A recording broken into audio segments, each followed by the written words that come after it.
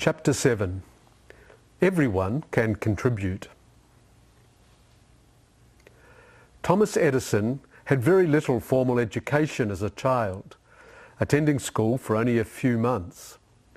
A hyperactive child, prone to distraction, he was deemed difficult by his teacher. He was expelled because they said he was too stupid to learn.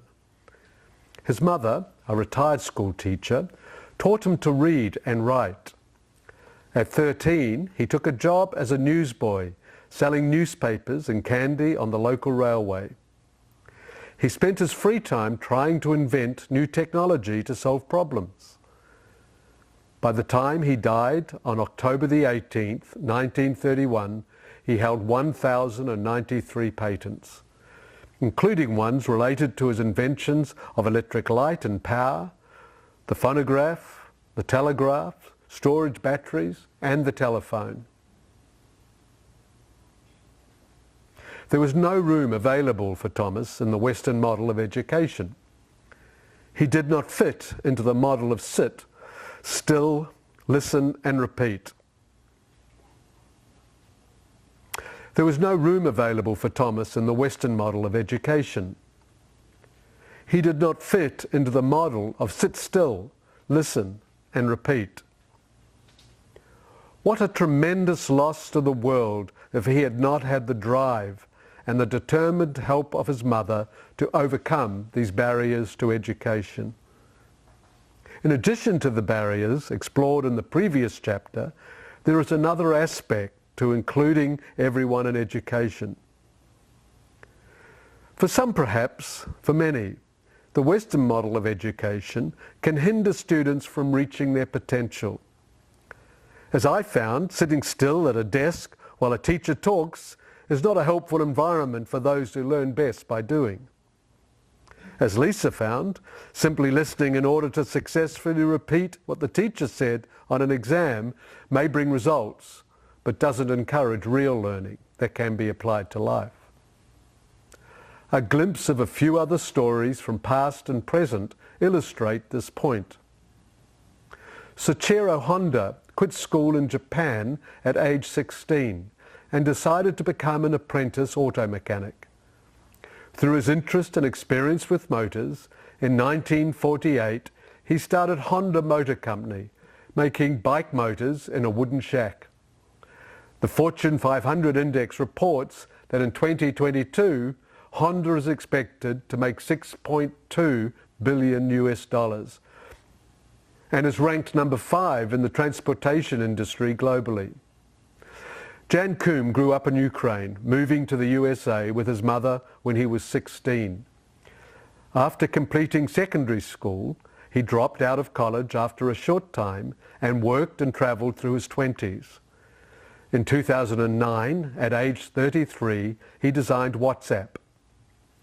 In 2022, WhatsApp is ranked as the most used mobile messenger app in the world, with 2 billion users worldwide. Albert Einstein daydreamed often in class and was extremely forgetful. He did well on exams, but he was so frustrated with the highly structured rote learning in his classroom that he was not highly motivated in his studies. He initially failed the exam into university because he couldn't master the language of the exam. Once he was attending university, his teachers found him rebellious, and he often skipped class. With poor recommendations, he could only find work as a clerk. However, he spent his extra time thinking and writing, and Albert Einstein stunned the world when he published his groundbreaking theories in physics in 1905. Growing up in a poor rural village in northern Chile, Gabriela Mistral learnt to value poetry and teaching from her family. From age 11, she was excluded from formal education as her writing was considered too radical. But she began to work as a teacher's aide at age 15. By studying on her own, she passed the teacher exam and taught until her poetry gained international attention. She was awarded the Nobel Prize in Literature in 1945 the first Latin American to be recognized in this way. The biography provided by the Nobel Prize organization notes that she played an important role in the educational systems of Mexico and Chile, was active in cultural committees of the League of Nations, and was Chilean consul in Naples, Madrid, and Lisbon. In addition, she was awarded honorary degrees from universities in 2 nations and taught Spanish literature in several universities in the United States. She consistently addressed the obstacles faced by women, children, and the poor in general. While her global impact is remarkable for a Chilean woman in the 1940s and 1950s, it is even more remarkable to realize she did so without the benefit of higher education. Gabriela was not excluded due to finances or gender because of the questions she raised in the classroom. The model of education itself was the barrier for her growth and development. Each of these individuals did not benefit from the educational system as it stood and would not have been expected to succeed, yet they each went on to make important contributions to society. There's certainly a place for formal education. The possibilities of what these individuals could have contributed if they'd been well served by an education system suggests the great value of working to change the system of education, to create a process that allows each child to develop to their potential. Perhaps it has been helpful to reflect on what part of the formal education process kept these individuals from being able to develop their abilities and follow their passions. Another helpful line of questioning could be to identify what they did to help themselves to learn. Some common elements can be observed in how these individuals educated themselves. They asked questions based on curiosity and in response to the real life needs. They thought deeply and broadly about what could be possible rather than simply mastering current knowledge. They worked with materials to test their ideas and designs. They didn't give up when their ideas didn't work or they weren't initially accepted. When possible, they reached out for instruction and coaching from those who had some degree of knowledge and skill in their area of interest. These could be important areas to build into the education process for every child. Encouraging questions, giving time and materials to explore new possibilities, providing a mentor, and being invited to think about new solutions for real-life problems could develop the potential for fruitfulness in every student. One element these young people all shared was the determination to work hard despite the obstacles they encountered. When hard work and prayer work together, the fruit can be remarkable. There are many examples of God leading his people to find solutions when they committed themselves to the process of listening to God, having patience, and working hard. A compelling story is of a man born into the double barriers of race and poverty in the late 1800s, early 1900s, George Washington Carver. Like many children of slaves, the exact year and date of his birth are unknown. He was probably born around 1864 during the American Civil War. A week after his birth, Carver was kidnapped along with his sister and mother and sold in Kentucky. Later, his father Moses was only able to locate the infant George. The conclusion of the Civil War in 1865 put an end to slavery. George's new stepmother, Susan, taught him to read and write, since no local school would accept black students at the time. Remarkably, Carver went on to earn a Bachelor of Science from Iowa State Agricultural College. He also completed a master's degree from the same institution, including intensive work in plant pathology. While his own education was a remarkable accomplishment, his ambitions were to see the poor able to care for their land and their families. To improve the lot of the man farthest down, the poor, one-horse farmer at the mercy of the market and changed to land exhausted by cotton. He wanted to help them find new crops that would not deplete but enrich the soil and allow them to become self-sufficient. He was very clear about the values behind his relentless drive to restore the land and its people. It is not the style of clothes one wears, neither the kind of automobile one drives, nor the amount of money one has in the bank that counts. These mean nothing. It is simply service that measures success. He believed that God had answers for humanity's problems. If only people would work hard to ask questions, observe and experiment, while asking God for his help in understanding his creation. In his own words, "All my life I have risen regularly at 4 o'clock and have gone into the woods and talked with God. There he gives me orders for the day. Alone there with things I love most, I gather specimens and study the great lessons nature is so eager to teach us all. When people are still asleep, I hear God best and learn my plan." To address the poverty of his community, he would spend hours walking up and down the rows of his peanut plants, praying and asking God to show him what to do. He would then spend countless hours designing experiments to test factors that would contribute to growth and innovative ways to use peanuts to increase their value on the market. He was incredibly fruitful in his search for new solutions. He discovered 105 food recipes using peanuts. He found 300 uses for peanuts, then another 150 for sweet potatoes. Internationally renowned scientist Howard Mumstead also demonstrated the fruitfulness of prayer and hard work. Like Carver, whom he held up as a role model to aspiring young scientists, he worked and studied diligently and prayed long and often. He was eager to move science ahead in many areas, confident that God had solutions for man's problems, possibilities that were not yet dreamt of.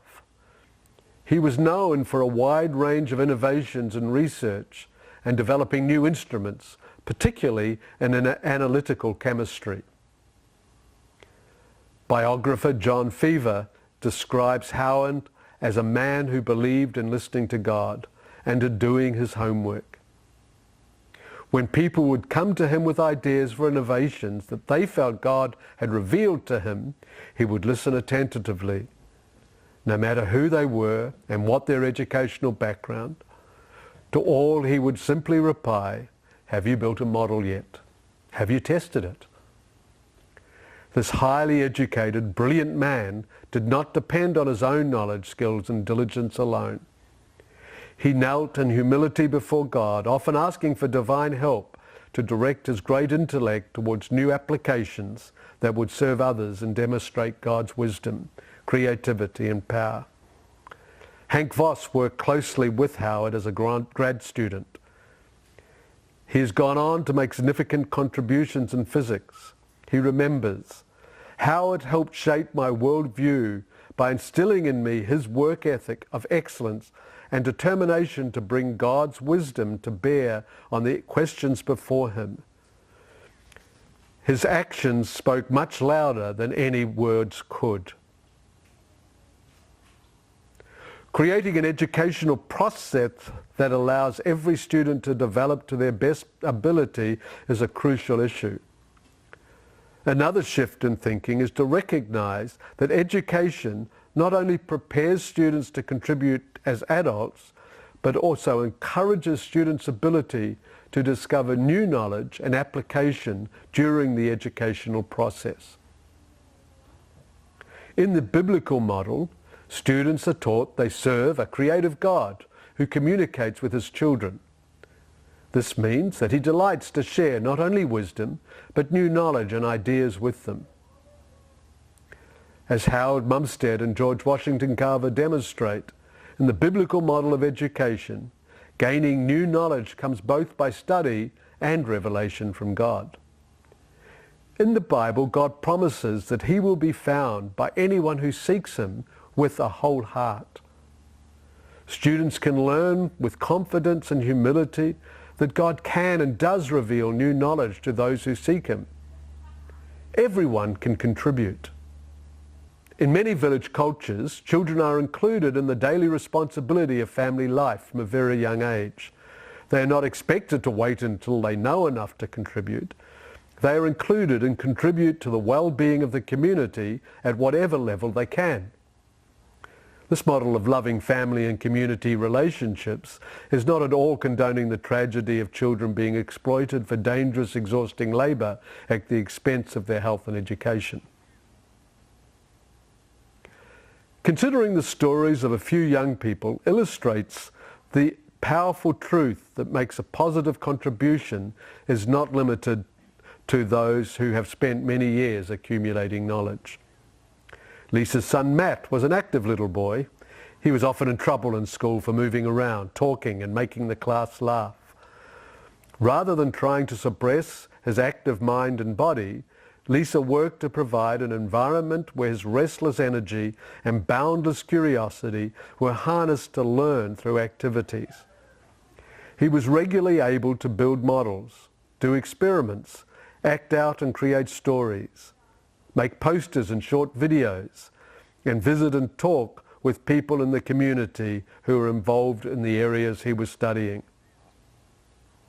Lisa was a science teacher for his grade 5 class, 10 and 11-year-olds. They studied various forms of energy in science class, which included building models and field trips. Matt, along with other students, was excited by what he was learning. Lisa challenged the students with the invitation, "Solving the problem of energy resources will be the issue for your generation. Solutions will determine world influence in politics, finances, and how our earth is cared for. Maybe you will be the ones that find new possibilities. God wants to help us solve these problems. Who else would he want to share his ideas with than those who want to use that information to help others?" A few months after that unit was completed in the classroom, Matt came to Lisa and asked, "Mum, if liquid turns to a gas when it is heated and back into a liquid when it cools, couldn't we build a car engine that recycles gas from exhaust back into gas from the car to run on?" She asked a family friend and scientist, Dr. Mumstead, to correspond with Matt about his idea so he could see that his ideas had value and learn a bit about the process of trial and error. A few weeks later, he came up with another proposal. "Mum, since the ends of two magnets move sideways to repel each other, couldn't we put one magnet on the bottom of a car and an opposite magnet on the road, and the cars would just move along the roads without an engine?" She encouraged him that he had some great ideas and to keep thinking. To her utter astonishment, within 2 months, she noted a magazine cover that announced the very principle he had suggested was a new field of exploration in the area of alternative energy sources. Her 10-year-old was capable of thinking at the forefront of innovation, simply because he had been given information, the chance to explore it, and the invitation to believe that there were new solutions available to those who wanted to think about ways to help others. That curious, restless little boy is now an innovator in astrophysics in the field of nanosatellite technology. A quick search of the internet reveals similar stories to Matt's. When Max and Daria were 14, their science project on smart energy won them 3rd place in a school competition in Astana, Kyrgyzstan. Now in 9th grade, the teenagers' science project is a working part of their school's affordable and clean energy plan. The school has already saved 30% in heating and electricity bills and avoided 103.8 tonnes of greenhouse gas emissions in the first year of adopting Max and Daria's project. Jonah Larson was just 5 years old when he taught himself how to crochet by watching YouTube videos. Now, at age 11, he runs a full-fledged crocheting business out of his house. He routinely donates his work and his profits to the Ethiopian orphanage where he was adopted as an infant. From the very beginning, the Bible says that every human is designed in God's image, capable of reason, creativity, and determination. As these stories have shown, those are qualities that can lead to innovation. Given the opportunity, everyone can contribute. Imagine what the world could be like if every child were in an environment that allowed them to become fruitful members of their communities, in whatever area and whatever level of capacity God has designed them for.